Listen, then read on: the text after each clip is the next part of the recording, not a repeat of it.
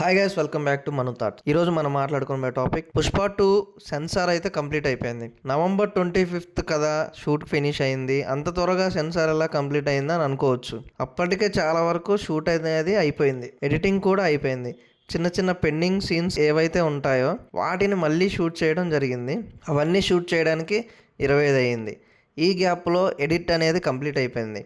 సెన్సార్కి మ్యూజిక్తో పని లేదు కాబట్టి దాన్ని సెన్సార్కి పంపించవచ్చు. సెన్సార్ వారికి అలాగే ఎడిట్ చేసి పంపించారు. అదంతా పూర్తయిన తర్వాత అదంతా మనకి కంప్లీట్ అయిన అవుట్పుట్ అయితే లాక్ అవుతుంది. First half and second half అదంతా లాక్ అయిపోయింది. అందుకే అంత ఫాస్ట్గా పంపగలిగారు. నవంబర్ 25th షూట్ ఫినిష్ అయిపోతే ఈ గ్యాప్లో 28th కల్లా సెన్సార్ కంప్లీట్ అయింది. సెన్సార్ వాళ్ళ రివ్యూ విషయానికి వస్తే ఇలాంటి పెద్ద సినిమాలకి సెన్సార్ రివ్యూ అనేది చాలా ఇంపార్టెంట్. సెన్సార్ వాళ్ళు పర్ఫెక్ట్ లెవెల్ ఆఫ్ ఎలివేషన్ కావని ఇచ్చారంటే మంచి పాజిటివ్ టాక్ ఉంటుంది సినిమా మీద. సినిమాకి ఉన్న హైప్ని బట్టి, హీరోని బట్టి కూడా ఉంటుంది. ఆ హైప్ అనేది ఉంటుంది. బాక్స్ ఆఫీస్ దగ్గర పాజిటివ్ అనేది కంటిన్యూ అవ్వాలంటే సెన్సార్ రివ్యూ చాలా ఇంపార్టెంట్.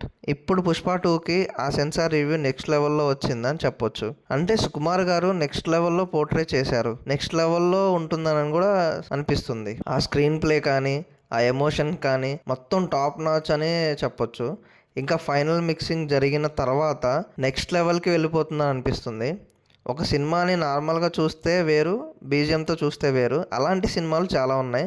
సెన్సార్ వాళ్ళు బీజిఎం లేకుండా చూసి ఆ లెవెల్లో ఎమోషన్స్ పండాయని చెప్పారంట.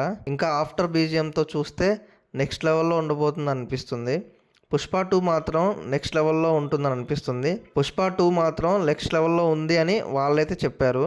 అలాగే ఉండబోతుందని ఫీల్ అయితే అనిపిస్తుంది. సెన్సార్ సర్టిఫికేట్ అయితే U/A వచ్చింది. 3 గంటల 20 నిమిషాల 38 సెకండ్ల సినిమా ఇది. 3 గంటల 22 నిమిషాలని ట్రిమ్ చేసి ఇచ్చుంటారు సెన్సార్ వాళ్ళకి. ఫస్ట్ హాఫ్ అయితే 100 మినిట్స్ ఉంటుంది.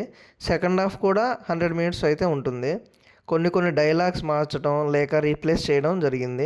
ఓవరాల్గా సెన్సార్ రిపోర్ట్ మాత్రం టాప్ క్లాస్ వచ్చింది.